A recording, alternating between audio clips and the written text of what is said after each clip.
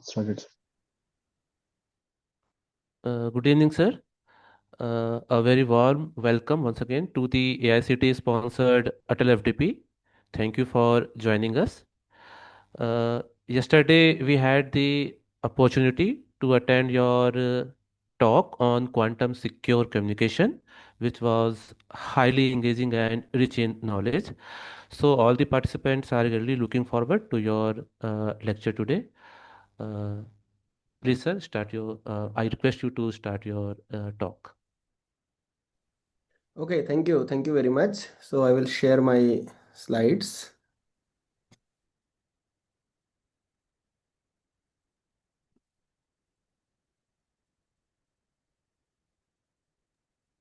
So I hope you could see my presentation. Yes, sir. Okay, perfect. Okay, so first of all, again, thanks for organizing this particular event and for the invitation. So yesterday, I discussed about some basic aspects of quantum secure communication, which was essentially starting from the idea of quantum 1.0, which was basically in previous centuries, and then now we are talking about quantum 2.0, where the goal is to customize the technologies for our own wish, for our own requirement. And here these disruptive technologies come into picture. And in fact, as I mentioned yesterday, that there is a huge demand of quantum related technologies in communication. Today I'm going to discuss about some realizations of those communications which we have done specifically at our lab at IIT Delhi. So I am at Department of Physics, jointly at Optics and Photonics Center at IIT Delhi. So just to give you again, to remind you about what kind of activities we are actually working on. Uh, we are working on free space based communication, and yesterday also I focused on some international efforts on satellite based communication. So here the first step to go for satellite is to do a free space communication. That means a line of sight communication between let's say two buildings, and then we can go for longer distances. Let me try if my pointer works. Okay, so here the goal is to do quantum key distribution using both prepare and measure and entanglement based protocols. And this is a snapshot of our 1 kilometer quantum communication, which I will detail in my presentation today. We also work on fiber based QKD. Fiber is another very strong means, and you have seen yesterday that it is covering the whole globe basically through the sea cables or submarine cables, and we are actually transferring a huge amount of data in the form of internet, which is actually a lion's share of the total data requirement of international users. So we use that fiber-based QKD technologies as telecom compliant and use both prepare and measure and entanglement-based protocols. The heart of these technologies, as I mentioned, are the sources of photons, and that can be both entanglement-based and single photons, which are not using any entanglement. And as you know, that communication requires higher key rates. So brightness and high rate is some of the very important parameters, and also we require them to be pure, because if it is mixed, it is not a single photon, then the problem is that there are attacks, and one attack, that is the photon number splitting attack I mentioned yesterday. And then we are also developing these detectors, very very efficient detectors for detecting those single and entangled photons, and they are using the technology called superconducting nanowire single photon detection technology, and it is actually being done in collaboration with our colleagues in material science. So in today's this talk, I'm going to focus on both single and entanglement based protocols which we have worked upon, and also both fiber and free space channels over which we have been working. So this is the snapshot of today's talk, where I am focusing on what are typical sources and detectors considering the quantum key distribution, what kind of fiber-based QKD demonstrations we have made so far, what is entanglement distribution, and how we can use it for QKD, And then the goal is not just to do point-to-point QKD, but to make a quantum network, which can essentially leverage later on for quantum internet. So I will discuss that, how people are doing it and what are our efforts to develop quantum networks in India. And finally, these devices may not be very, very secure if you are not making in with a very, very careful manner or with ultra precision. And then there is possibility to have attacks. So what are those kind of attacks in QKD systems? And how can you put countermeasures which can basically stop that attack? That we will discuss in today's talk. Okay, so let's again a summary of the kind of typical QKD related infrastructure you can see. So we have basically three steps. We have a preparation where you prepare a quantum state. We have a channel. You can select any of the channels, and then you can do measurements, which can also depend on what kind of source you are considering. So if you consider a discrete variable source, which can be of the form of digital or finite basis kind of source, which is an example of, say, polarization of photon, horizontal and vertical, then you can have a detectors which are like single photon detectors, which can measure these photons in different bases, and then you can basically know whether the photon has been detected or not. There could be also an approach which is continuous variable, where you do not consider light as a particle, but you consider it as a wave, and a wave is continuous always, so it is an analog kind of approach. So you have infinite basis states, and what you measure essentially is quadrature, which is either amplitude or phase. And the detection requires some specific method where you need to measure not only the amplitude but also the phase. And we have detectors like homodyne or heterodyne detectors, which can be used to measure these amplitude and phases of these kind of sources. Channels, I mentioned that we have optical fiber, which is having some standard optical attenuation. Typically, it is 0.2 dB per kilometer. But typically, when you put fibers underground and lay for longer distances, fiber is old, it has many cuts, then the losses increase. So you can have losses even 3, 4 times or even 10 times more than what you get on a new fiber. And the interesting thing is that optical fibers have a lot of losses in form of scattering, bending, and all that. So you need to take care of all those things. Whereas the free space optical channel, which we call typically FSO, is again line of sight. And you know that the Earth itself is not straight, it's round. So the curvature of Earth plays a very important role. And after certain distance, as Earth changes its flatness, the free space systems do not work. So you need to now use satellite kind of things to work on, because line of sight is blocked. And then you have also atmosphere around, and you know that the atmosphere can be very, very, very calm, similar to like what you see around the sea, or it can be very much turbulent as you see around hills, or it can be polluted, for example, nowadays in Delhi or other areas. So there are a lot of turbulences which come up, that innovation comes into picture. There is fog, there is cloudy atmosphere, and all that plays a very important role. And then you have satellite based communication.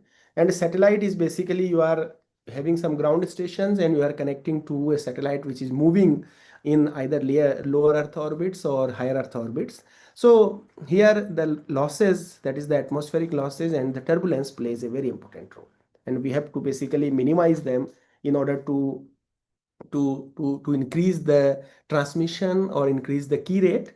And of course, the Kuber also plays a very important role when the atmosphere is highly turbulent. So now, what kind of hardware actually QKD looks like? So this picture probably will give you some idea on that.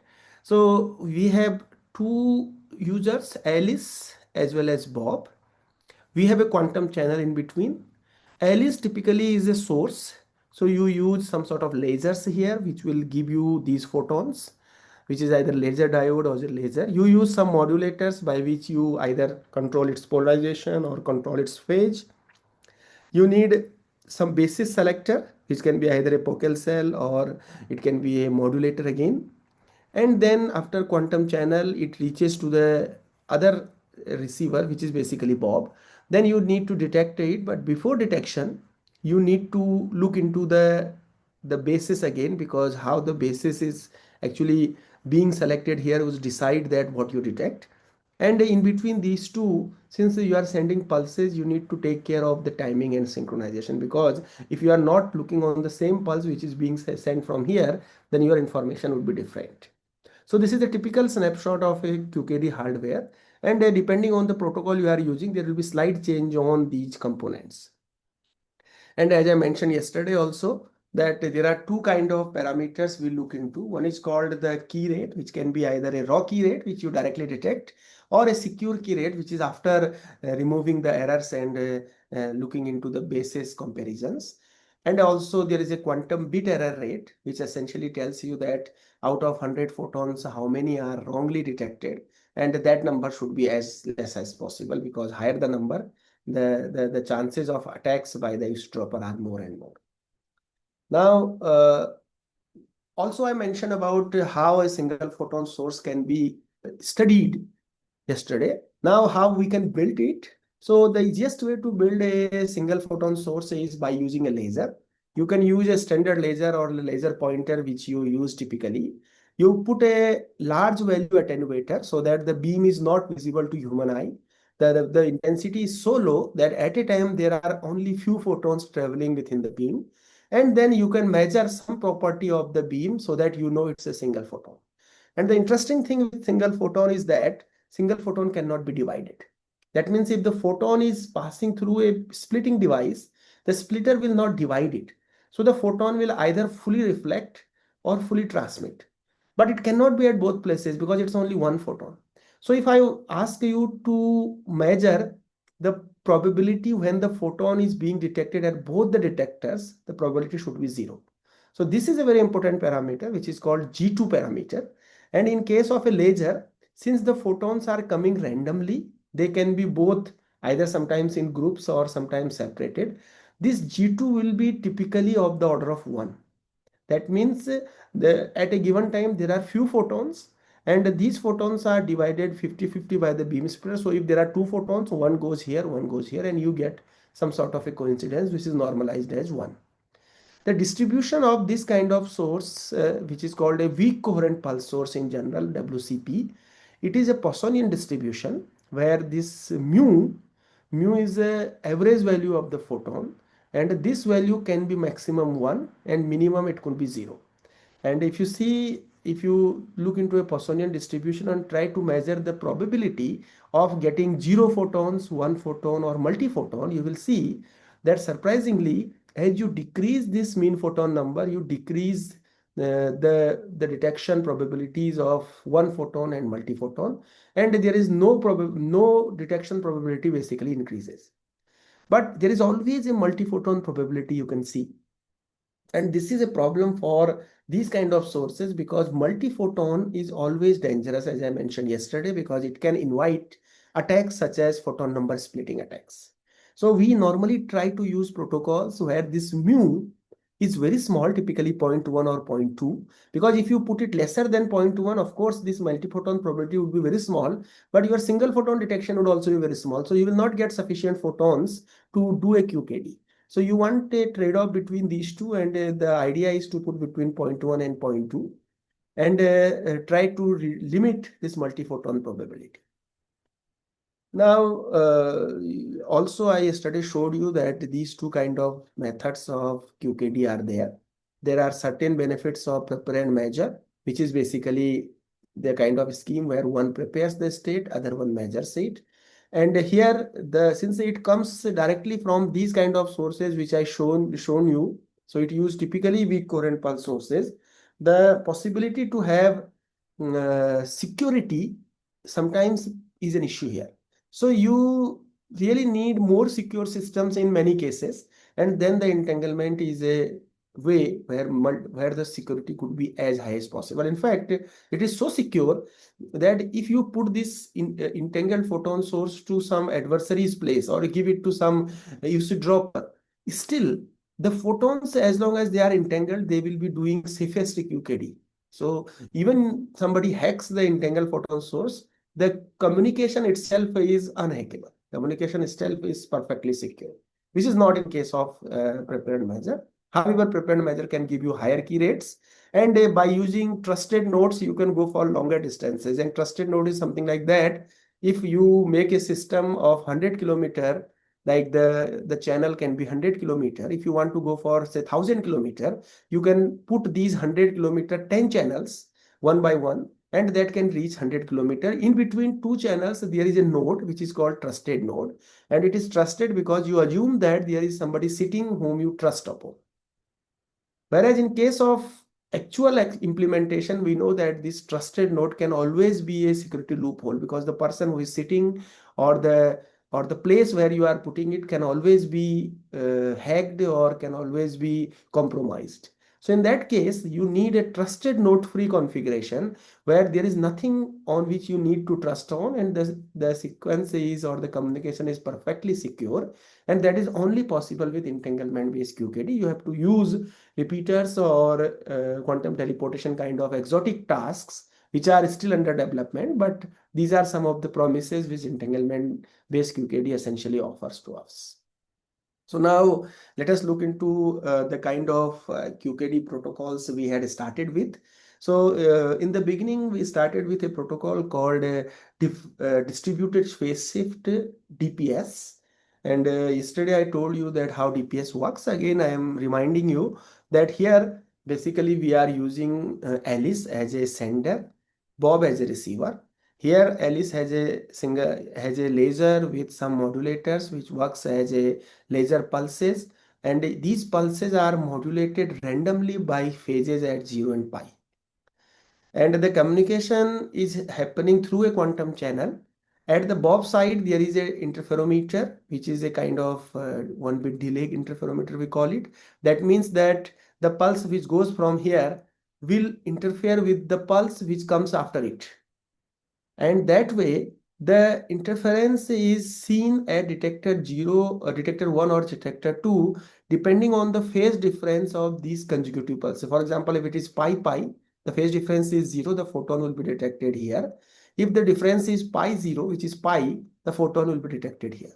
So Bob, by looking into these detections, knows that if it is detector 1, then the phase difference has been 0. If it is detector 2, the phase difference has been pi.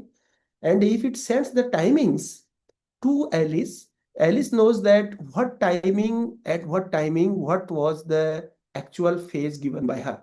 And that way she also knows what was the encoding. So both will exactly get the same keys, and the key will be distributed while we do this protocol, and it will be perfectly secure. So this is useful for fiber-based quantum channels. And this is a kind of lab setup which we initially did at our lab at IIT Delhi. And here we, as you could see, that we are working at a rate of 800 megahertz. That is the laser pulses, the way we are sending them.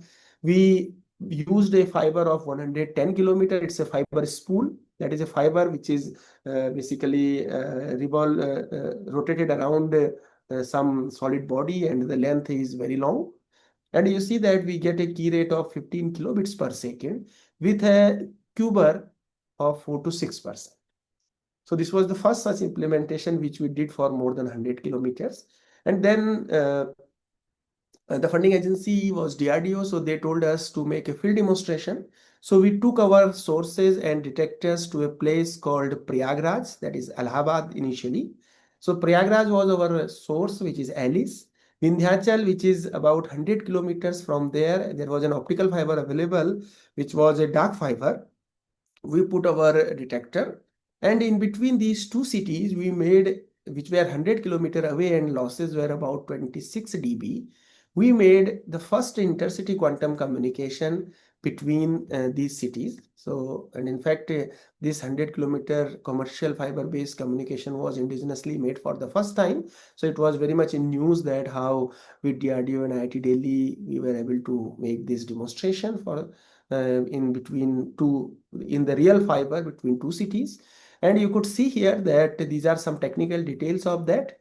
So the main parameters are these two. So we had a key rate of about 10 kilohertz or kilobits per second, and a Q-bar of about less than 9%.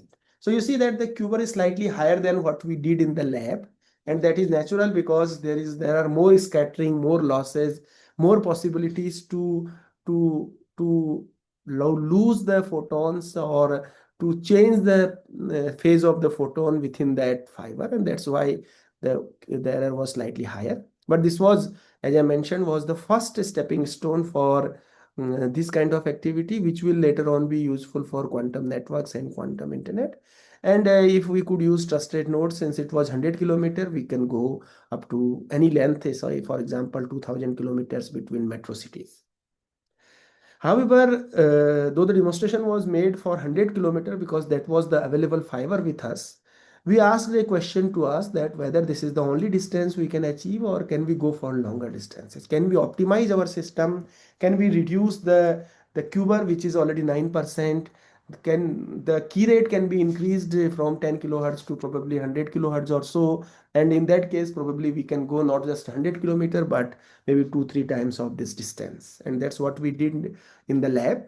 So we looked into all the parameters which are contributing to the final QBER. They are coming from the interferometer. This is 1-bit delay interferometer. They are coming from the dispersion in the fiber, and they are coming from the dark counts of the detectors, because detectors have a lot of spurious counts. Even though there is no signal, they give some count due to the thermal or due to any other such phenomena, and we need them to be suppressed as high as possible. So we saw that the QBER is affected mainly by the line width of the laser, by the dispersion, and by the dark counts. So if we use, for example, low dispersion fiber, or we suppress the dispersion, we can go for longer distances. As you could see that the QBER would be very less for even larger distance. Similarly, the line width needs to be smaller and smaller. And also the dark counts, because the detectors can have different number of dark counts, like 1 count per second, 10 counts, 100 count. If we can work with a detector of 1 count per second, you can see we can go up to, we can sustain up in a loss of more than 60 or even 70 dB, even more, because the QBER is very low here. So this kind of study had given us this. This was initially theoretical, which gave us a confidence that probably by controlling these parameters, we can aim for longer distance. And this treatment is applicable to all kind of phase encoding based protocol. So now, if you look into the detectors I mentioned, there are a variety of detectors available. These are some of the detectors in our lab. We have detectors typically for telecom wavelength, because we are working with fibers. There are detectors which are which are called SPETs. These are typical detectors we have been using in our field demonstration, but you see that they have a very low quantum efficiency. That means it detects photons only by 30% efficiency. And also it had very high dark counts, about 800. So we wanted to use some of the state-of-art detectors, and so we procured a SNSPD, where the quantum efficiency can be increased by, you see that, about 3 times. The dark counts can be reduced by 8 times or even more. And then we can actually, of course, the cost is very high in this case, but if these kind of state-of-art detectors, along with the changes I proposed, we can actually go for longer distances. And this is a kind of detector we are using in our lab, which has a quantum efficiency which is more than 85%. The dead time is more basically less than 40 nanoseconds, so it is about 120 times than what we were using initially in our field demonstration. So now, once we use this state-of-art system, probably we expect to be in longer distance. So now this is our modified scheme. So we are, as you see that we are working not with 800 megahertz, but we increased our repetition rate so that we can go get more photons. We use a dispersion compensation fiber so that we could reduce the dispersion, which was due to the long fiber. We used more than 300 kilometers standard fiber for our case. And we used a superconducting nanowire single photon detectors, and everything was still synchronized with an FPGA. And these kind of distances, that is 300 or more, are something which can actually give you a very nice intercity backbone or even metropolitan kind of QKD network. So these are some of the results. So at highest quantum efficiency of our detectors, our QBER was quite controlled. It was less than 2.4%. And our length we could go, this QBER was 265 kilometer, which is 2.65 times more than the 100 kilometer we have been working with. Then we tested whether the system is stable or not. And you can see that the system was very much stable for, we tested up to 5.5 hours, but we did actually overnight measurements, and we found that it is stable for quite long distances, in time basically. Then we also find out that our detectors as an SPDs are actually something where by controlling the bias current, we can operate it at different dark count values. Currently, we were working at 120, 140 dark counts. But if I change the bias current, I can operate it at one dark count, but it will actually have less quantum efficiency. And quantum efficiency is not a problem in this case. So we decided to work with a different configuration now, where we can work at 1 count per second, and we could get a QBER of 1 point less than 1.5% with a length of 380 kilometers. So you can see that we could go even longer distances when we work with lower quantum efficiency and lower dark count of our fibers. And these are the results which are published in this paper. So if you are interested in going through this work, please read this paper. This is a table which we can see that what would, with this protocol, whatever people have done so far, the maximum distance is only achieved in our work. As well, the least QBER has been achieved in our work. So this is so far the highest distance with lowest QBER globally with this protocol. And as we can go up to 300 kilometer or more in single stretch, you see that in case of 100-kilometer fiber, we would have put at least two or three trusted nodes in between. So we are skipping, or we are reducing the dependence on trusted nodes, which is a very good news, because that gives us more security compared to using a lower distance QKD system. And this work had also been quite in limelight. So there were people who were citing it at different places in print and electronic media. Now we moved now, because see, the maximum distance is 300, 400 kind of thing. We cannot go more than that with this kind of protocol, because ultimately the photons will be lost because of the losses in fiber. So we need now entanglement-based approaches which can actually increase the distance, increase more security, and they are still under development. So we are at par with international standards if you see the kind of activities we are doing. So yesterday I already mentioned you that we have been using a process called spontaneous parametric down conversion, where a pump beam interacts with a second order nonlinear medium and gives birth to signal and Adler photons. And this entanglement is one outcome of these kind of phenomena, and it was basically measured, it was basically demonstrated by three gentlemen, Alan Spey, John Clauser, and Anton Jallinger, and they have been awarded the Nobel Prize of Physics in 2021. So entanglement is a property which is associated with these pair of particles in such a way that you do not know the quantum state of each individual particle under it.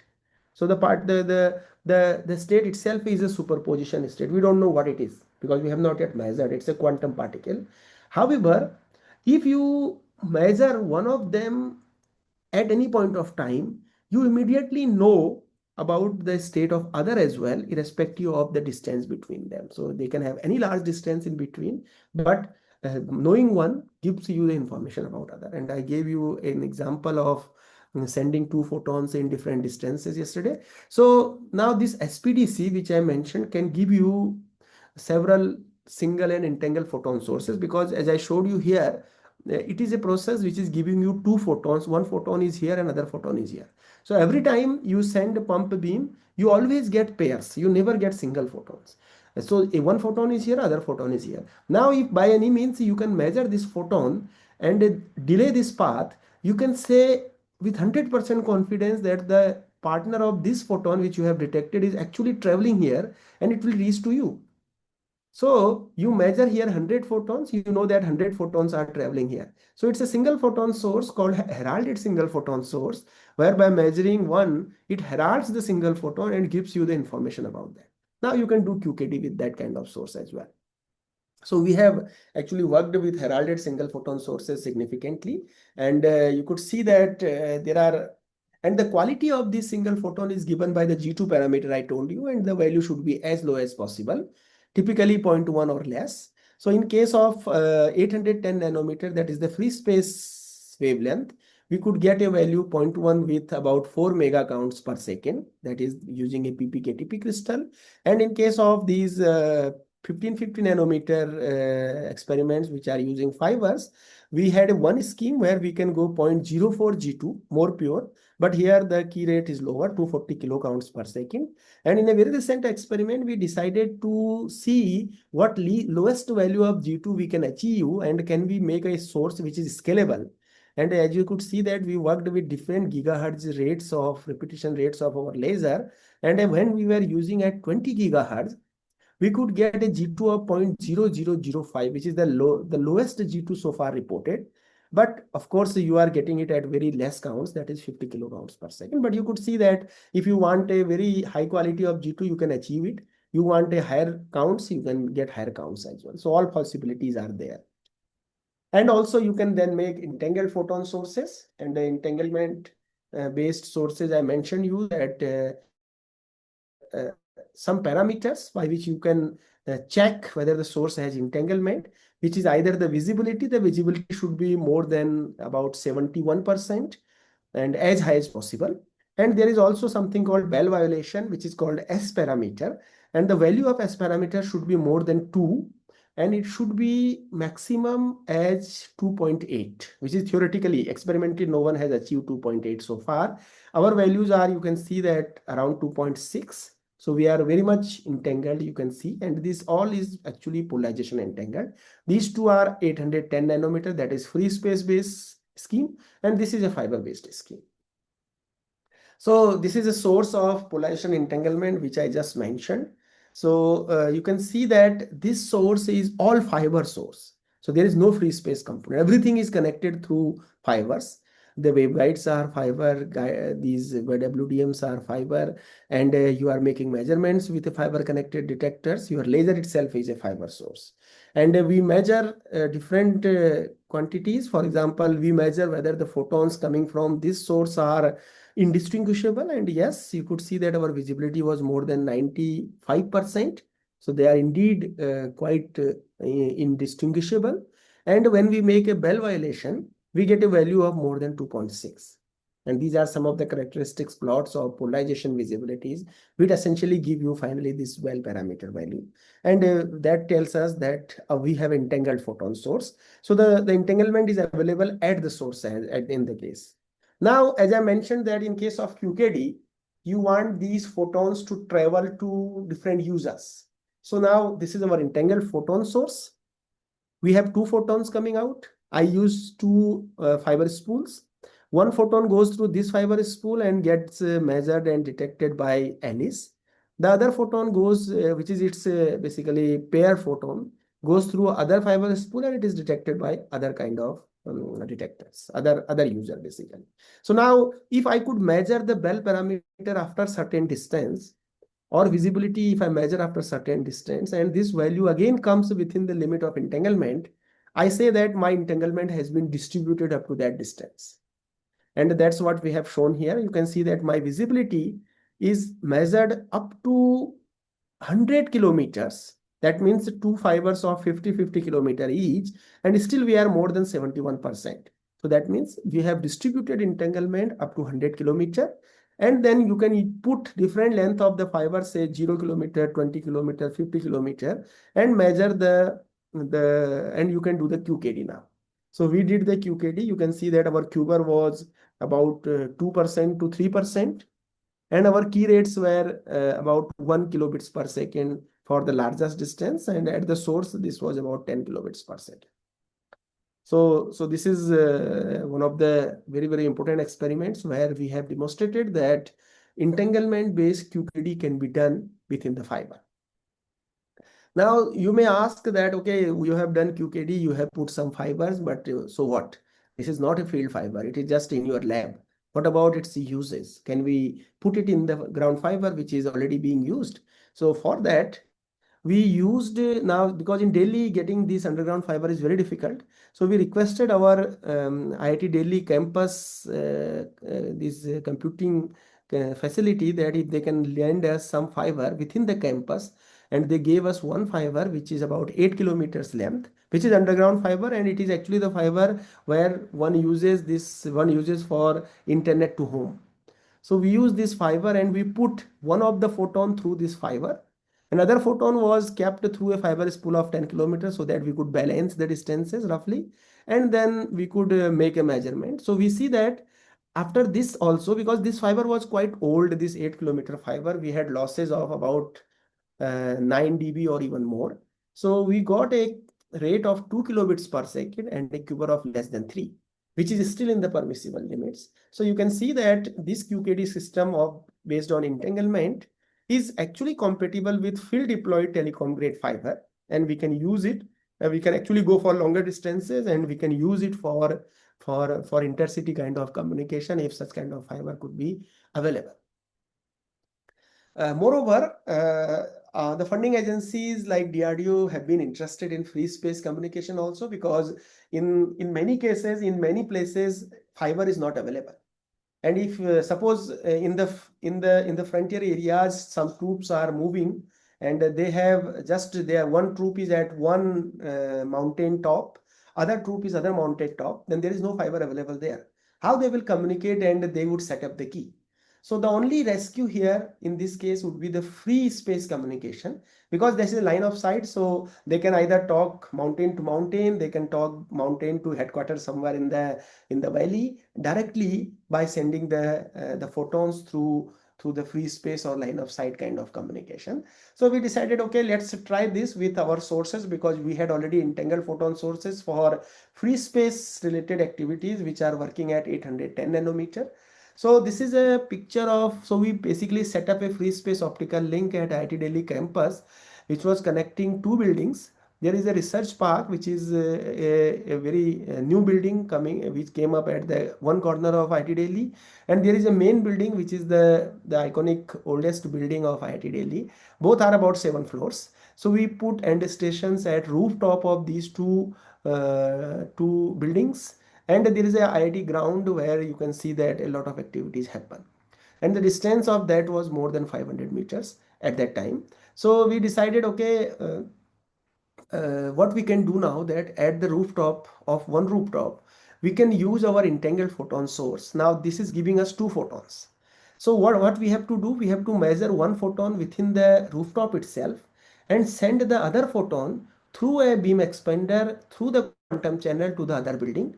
And in the other building we need to use, because as the optical beams propagate, they diverge, they become bigger in size. So of course you have to use a big telescope to collect that beam, and then you can use this entanglement based measurement, and that way both of both distances, across the large distance, you can make the measurement of entanglement, or you can check if you can do the QKD. But remember that here we have no fiber available. We are not using any fiber. So this free space experiment is very challenging because it is affected by many parameters. And these parameters are typically, first of all, because we are working with very few photons, any high intense beam would disturb us. So even any house having any light bulb outside, or even in the ground there are big floodlights, if they are on, we cannot do the experiment because we have a lot of noise. Our noise is way higher than our signal. So we had to wait till 10:30 in the night to start our experiment when these activities switch off. And then in between, because of this open space, there was a huge airflow which was happening. And during the monsoon, or during the turbulent times, this is very heavy. So if you see how our beam looks, this green beam looks at the telescope surface, because of these airflows, I can show you a video. So this is how the turbulent beam, these scintillations look like at such a large distance. So controlling them and using them for our experiment was a challenge, but we somehow managed to do it by putting some sort of tracking synchronization kind of mechanism. And finally, this is the picture where we have made this demonstration of this free space QKD for more than 1 kilometer. This is our Alice side. This is the one end station at the rooftop. This is the other side, other end station of the rooftop. This is the telescope you can see in the picture, and these are the results. You can see that we have tested for different kind of windows, different kind of parameters, and our S parameter was always more than 2.3 or 2.4, so which is well within entanglement. Our QBAR was about 6%, 6.9% to 9.5%, which is again within the limits. We can reduce it further by optimizing, but as of now, we have been using the raw data which was possible or which was available, and our visibilities were more than 80%, you can see. So this was the first longest distance phase space QKD in India using quantum entanglement. And in fact, I don't have more interested. There is a video which is basically a what you can say an interview kind of thing in a Samvad program in Sunset TV, which probably you can look into, and this will give you this will answer you many of your questions associated with this demonstration. You can see the picture also here that which is also in your screen. So I invite you to have a look on this video if you are interested. Okay, so now so far we are talking about communication, which is point-to-point communication. We have Alice, we have Bob, but this is not the story. We not always use point-to-point. We always use one-to-many or any person to any person kind of communication. So that means we need to make a network. So such networks have been tested, tried in past also, not just by in fibers, but also in free space. So this is a Tokyo quantum key distribution network, because other countries have been working on quantum domain more than 20, 25 years. And it's India only started like 5 years before. So we are very way ahead, but very behind of those experiments. But of course, since the focus is very high in India, so we are catching up very fast to those demonstrations. So you can see that in Tokyo network, they had about 6 nodes. They were different distances like 1 kilometer, 45 kilometer, 90 kilometer, so on and so forth. And they were able to do a multi-node quantum network for 218 kilometer distance, and a different kind of QKDs have been used, and a trusted node architecture was basically used. So this was the first such demonstration. And then Switzerland also had made a quantum network after this Tokyo network. They were using slightly different approach. They were using another protocol called BB84 protocol, and there was a company called ID Quantique which was actually helping them to do so. And they have also used this Ethernet based encryptors, which is the standard telecom standard nowadays. And with that, they have demonstrated that within these three places, that is the High Energy Physics Center, the CERN, which is a famous lab, and the University of Geneva, they are connected using this kind of network. China has come up very heavily with quantum networks recently. So they have a 5,000 kilometer long network now that is called China's backbone network, which connects from Shanghai to Hefei to finally Beijing. And it not only connects this, but it also connects to their satellite-based quantum communication, which they have demonstrated in roughly 10 years before. So basically, it is a hybrid communication between free space and fiber. And they are aiming to, I mean, you can see that they have different cities with different kind of these architectures, network architectures, which is basically giving service to users. And I believe that in next 1 or 2 years, they are going to start commercial services on this network where they can provide security of QKD to banks, financial institutions, healthcare, and telecom companies as well. However, other important thing is that the goal is essentially to make devices which are more rugged, more integrated, so that they can be deployed in field. As of now, what I have been demonstrated to you were proof of concept experiments. So the next goal would be to prototype them, to make them much more rugged and directly deployable to the field. So some such activities have been done by different researchers. For example, this is a work which is done by Toshiba, Europe. And they have shown that, so if you are interested, you can read this paper, which tells us about what activity they have done with QKD, quantum key distribution.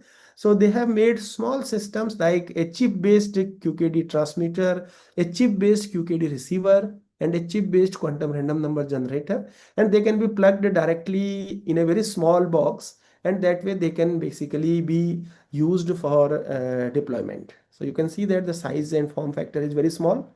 There is very stable and a very compact system.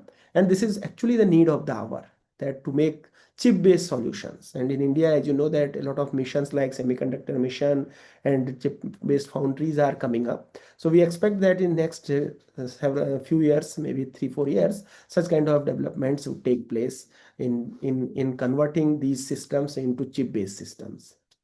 And these systems are very robust, and as I mentioned, they are highly deployable. Okay, now the question is how one can now come to quantum internet. What kind of timeline we can expect to go from these demonstrations to quantum networks, and ultimately to connect all these quantum networks together to make quantum internet. So let us go back and see how classical internet came into picture. So before classical internet, you know that classical internet is used to connect computer and servers together to make communication between them. So if you see the genesis of computers, in 1950s, we had just some electromechanical computers available. They were big size computers of the size of a room or something, but there were developments thanks to this transistor and IC technology which came up, which was because of the first quantum revolution in next 10 years. And in next 10 years, some protocols were developed like TCP/IP, and so these are transmission control protocol, internet protocol, and Ethernet. And they led to the development of some small Mac systems like a desktop kind of systems in 1980s, in the next 1 decade. And once such systems were available, they were connected using these protocols, and this is what we call internet. So by 1990s, so you see that from 50s to 90s, about 40 years it took to come up with a proper internet. And this is the internet which was so robust that still now we use the same kind of protocols and the same kind of WWW. So the same analogy if we take with quantum domain now. So this is the prediction. The first quantum computers, which were annealing based computers, came during the last decade, that is in 2010. In this decade, there is a huge development in terms of quantum hardware. People are coming with more and more qubits. Some claim 1,000 qubits, some claim 500 qubits, some claim more and more, even more qubits they are expecting. And also there are cases where people say that, okay, our systems are better than the classical system. That is what we call quantum supremacy.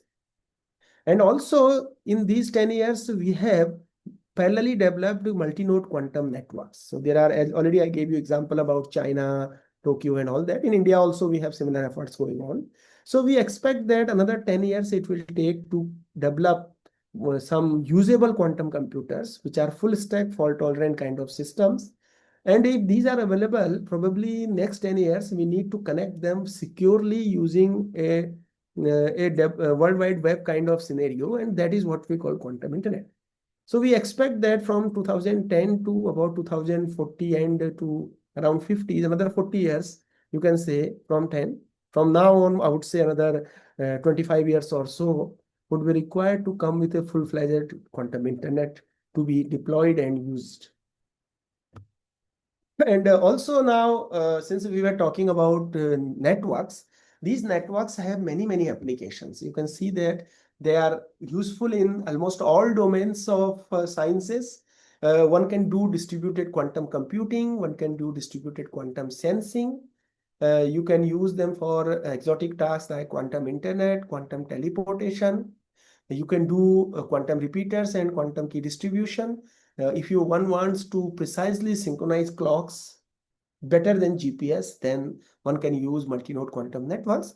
And also they can be used for developing the allied areas. For example, the astrophysics can be significantly developed by a domain called quantum astrometry, where also these quantum networks play a very important role. And also one can use them for stopping these scams, online scams, or you can say these GPF spoofing kind of scenarios, which are nowadays currently, I mean, everywhere you heard about that somebody is being scammed, somebody is spoofing GPS and all that. In fact, if you want to learn more about this thing, there is a TED talk which I have recently gave, and it is available in YouTube, which is about scamming, how scamming can be stopped using quantum technology. So I invite you to have a look on this video, this short video of about 11 minutes, which will give you in a very basic understanding that how quantum technologies are helpful for these social related problems like scamming, online cheating, and all that. Okay, so now since we have already shown you some elements of these networks, the next goal is to make hybrid quantum networks. I call it hybrid because these networks are not just one type of network. There is a mix of free space channel with fiber channel. That is, it is a different type of channels or even different type of functionalities. And these networks will be a precursor or stepping stone for future quantum internet. Yesterday, I showed you this slide where we showed that these quantum processes can be connected through quantum channels using quantum communication. And then these communication, quantum interconnects, quantum repeaters all together constitute quantum internet. And it is not going to replace classical internet. It is going to supplement it with better and better functionalities so that you can actually target those applications which are out of reach to classical internet. And as of now, if you look into, we have several technologies which have been already in place. For example, we can still do free space based communication. I showed you a slide on that. We can do fiber based communication. We can use continuous variable QKD, though we are not directly working on it, but there are people who have already demonstrated it. People are working with discrete variable, like we have already done some experiments on that. And we are using single photons and entanglement based communication for quantum security. So all these can be clubbed together to make hybrid quantum networks. And we can also explore few more directions, which can be that what kind of network architecture is expected when we go for quantum network, because classical networks are well in place. We know the network architecture for them, but what about quantum? We can, how we will route and switch, for example, entanglement in those systems. So these are some of the important questions. What will be the photonic integrated circuits based quantum networks? What kind of interconnects one can use there? How we can integrate those systems and interoperate them with classical internet, because classical internet is already working. And if you are making a quantum internet, it has to talk with classical internet. It cannot be independent from classical internet. So this interoperability is very, very crucial between quantum and classical internet. So all these questions we need to answer when we are going to build these kind of quantum networks. So now let me give you some perspective that what we are working on in next 4 or 5 years. So under this National Quantum Mission, I mentioned you that there is a hub on quantum communication. So we are actually a technical group as a lead institute at IIT Delhi, and I am the lead PI with four more institutions, which are IIT Roorkee, IIT Jammu, ISC, and ISER Bhopal. So we are about 9 PIs which are aiming to develop a network which we name as, and the project which we call it, towards trusted node-free hybrid quantum secure communication networks. In short, this is actually an acronym called Tehqiqat, which means to investigate through research. So under National Quantum Mission, we are aiming to research on making a hybrid quantum network regionally around Delhi NCR. So it is a network which is expected to be around 300 kilometers, which is estimated length, connecting four states, UP, Delhi, Haryana, and Uttarakhand, and having at least 6 nodes, where we will have two free space nodes you can see at IIT Delhi and IIT Roorkee. And then there are 4 nodes such as somewhere in Noida, in Delhi, in IIT Delhi Sonipat campus, and IIT Roorkee. So this is a network which is expected to use different functionalities. For example, we are aiming to use entanglement at certain places, fiber-based systems at certain places, free space channels at certain places. CV and DV, as I mentioned, is already being used. So it is hybrid in almost all fashions. And in fact, this will be a test bed which will be scalable later on and reconfigurable depending on the applications. And it will, we expect that this will be a precursor for future quantum internet, because later on one can build such kind of regional networks at different places in India, and then we can connect them together to make a full-fledged quantum internet. Now, if you look into, let's come back from there and try to see about commercially how quantum systems look like. Because so far I was talking about lab-based developments, but commercially there are already some solutions. In fact, some of them are, this is an old slide. So many of these solutions have been either more developed or they are obsolete, and the new companies have come up with new solutions. So Magic Tech, for example, was giving a solution based on BB84 based a single photon based protocol. ID Quantic still gives a Clavis named solution which is using a phase based protocol called coherent one way. In short, this is called cow protocol. And then there is a secure net which gave solutions in the form of continuous variable CV protocols, which I already mentioned. And the distances typically they target are within 100 kilometers. So these commercial systems can be used. Now, this is how a commercial system looks like. You see that there is a lot of fiber component, there is a lot of electronics, FPGAs, power supplies, fiber optical devices, circuits, and all that. So everything is included within those boxes. And they are Alice and Bob, as I mentioned, sender and receiver typically. And these solutions, when they come commercially, many times they may not be exactly same what theoretically has been proposed. Because experimentally, theoretically, we assume that the losses would be zero, but experimentally they are never. Similarly, theoretically, we expect a perfect system, but experimentally there are always some problems, and the values may not achieve to what is theoretically predicted. So these differences or these deviations from the theoretical security lead to hackers to use those loopholes and to attack into the systems. So, in order to understand that what kind of attacks can be done, people try to themselves study those systems by being an attacker, and that is called ethical quantum hacking, where ethical way one opens the systems, attacks themselves, and try to find out what are the loopholes into the system, and then propose some countermeasures so that the system becomes better and better. So this ethical hacking is a ethical quantum hacking is an area which is developing quite demanding manner nowadays. Even there are many live hacking demonstrations, hackathons are happening where there are hack any particular quantum system. So there are certain benefits of these things, and in fact, many people have come up with different type of attacks. So you can see these are the list of attacks which can be possible into QKD systems, whether they are sometimes on the transmitter side, sometimes on the detector, that is the receiver side, sometimes on the channel. And there are several systems which have been tested on, these are the commercial systems I mentioned. They have been tested with these attacks, and people have proposed several countermeasures to make the system more robust. So I'm just giving you some idea that what kind of attacks have been actually studied in past. So there is something called a detector attack, which is called blinding attack. So it has been shown that if you are using a polarization based protocol where you have horizontal and vertical polarization or diagonal polarization, if somebody sends a circular polarization which is different from these polarizations, the detector doesn't respond to that properly.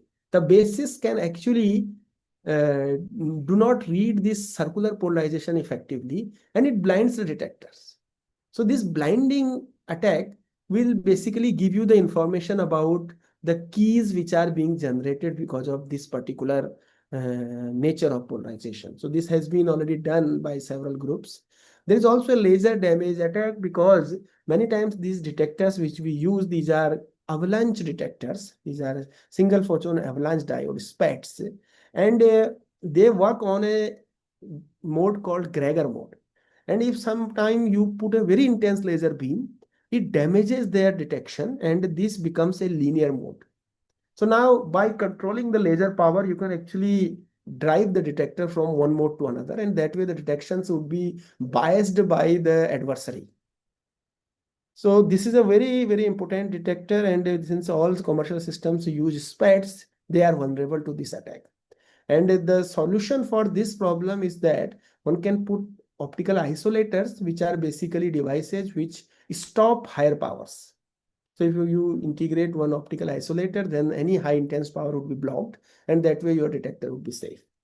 Similarly, people have done attacks called Trojan horse. You must know about what is Trojan horse in stories. So here, what happens that if you send signals from the reverse side, then these components which are being used inside those Alice and Bob, which are having some sort of reflection because of anti-reflection coating in optics, they have they can give you the information about the some weak signal. You can see that you send a strong signal, and these reflections give you a small weak signal, and by looking into the weak signal you can actually check what basis is being used inside. So this has been also a very important attack, and it was actually tested in Clavis 2 system of ID Quantique, and that's why they reported it into literature, and they informed to those people that please put some countermeasure. They suggested some countermeasure which can be either a watchdog detector, or they can put a monitoring system so that they know that any reverse signal can be stopped, and that way they made their system better. That's why Clavis 3 came with more robust counter measures against the QKD, against the attacks basically. Okay. Now, I would also like to mention that since we have been working in this domain since long, we ourselves have came up with a spin-off which is called Cubitonics Technologies, where we are also developing some sort of prototypes of our research-based elements which we have developed. So this Cubitonics focuses on not only developing elements of quantum networks, but also single and entangled photon sources. You can see these pictures here. These are the entangled photon sources. This one is a correlated source which can be used to make a heralded single photon source. And this is a multi-channel entangled photon source which can be used for any applications like QKD or quantum secure communication. We are also aiming to develop fiber and free space solutions.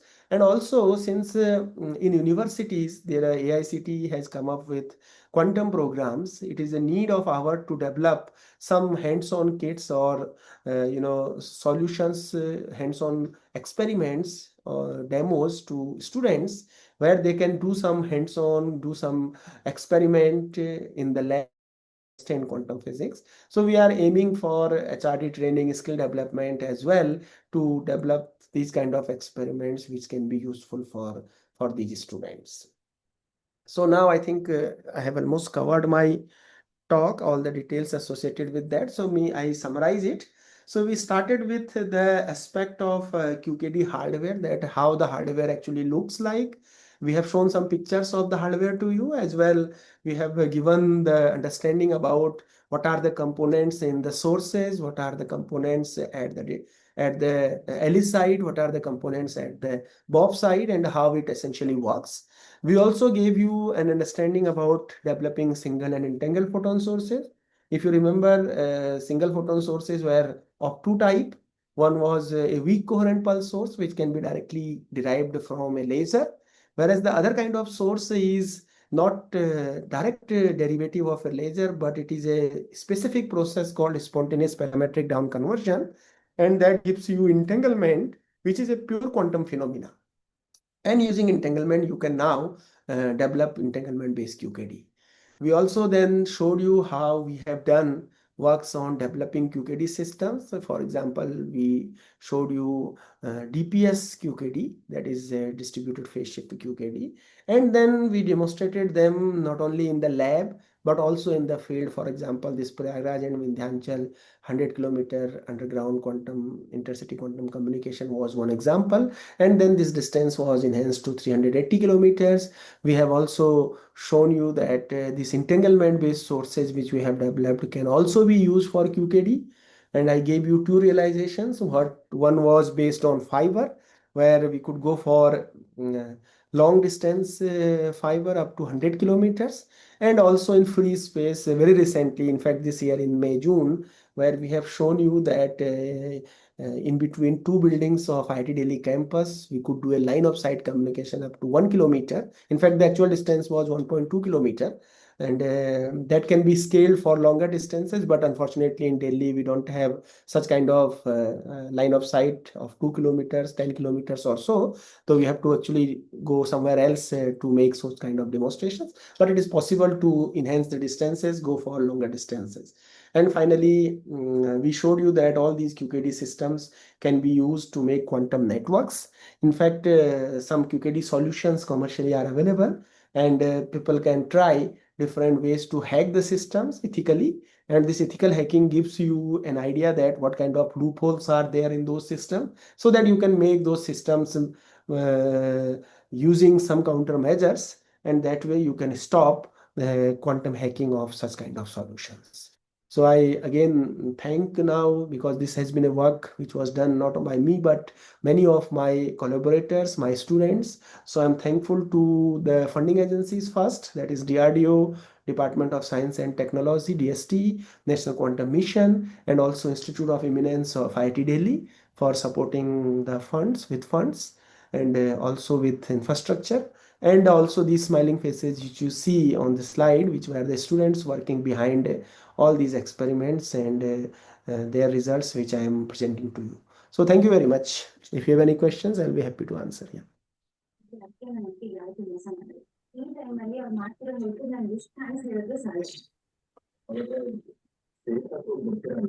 Hello, please unmute yourself. Uh,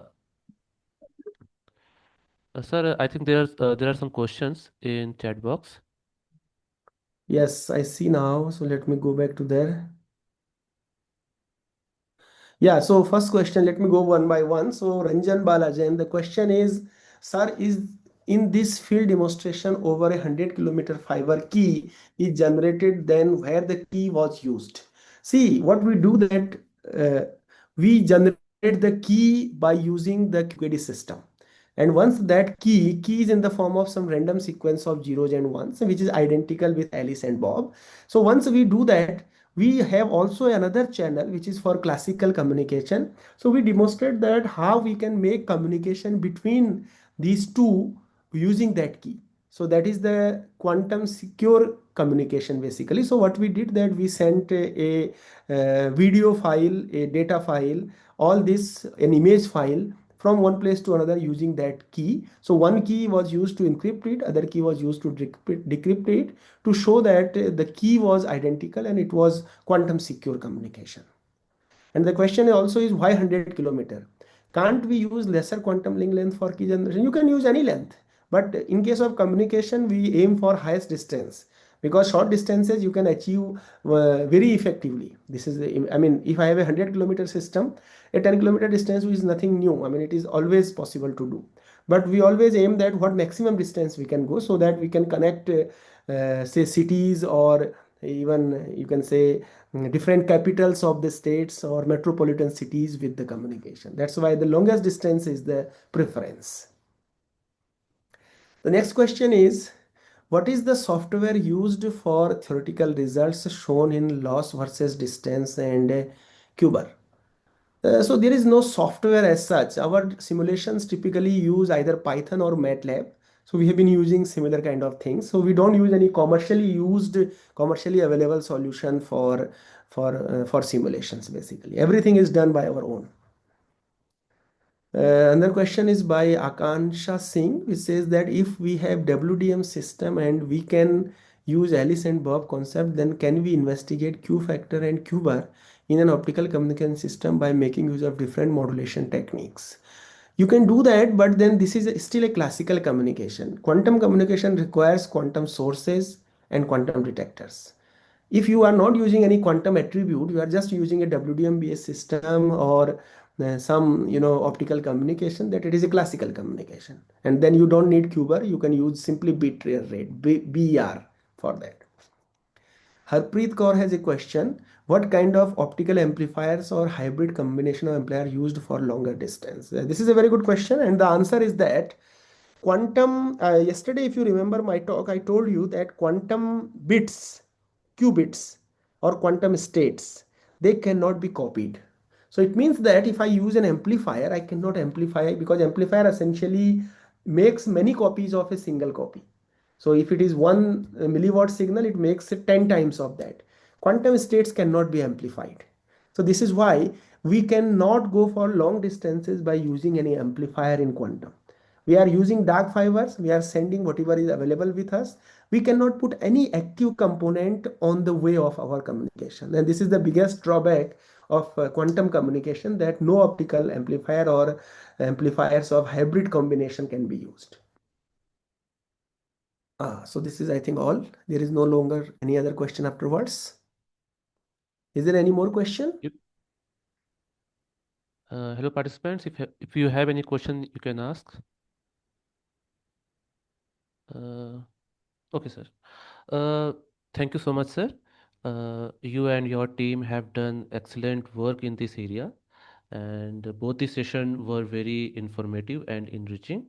As a co-coordinator of this event, sir, once again, I want to thank you for your kind support and participation in Atal FDP on emerging frontiers in quantum technology and communication. Thank you so much, sir. Okay, so thank you very much. Thank you all, and good night. And participants, uh, we will meet again tomorrow at 6 p.m. for the upcoming session. Please mark your attendance for the both the session.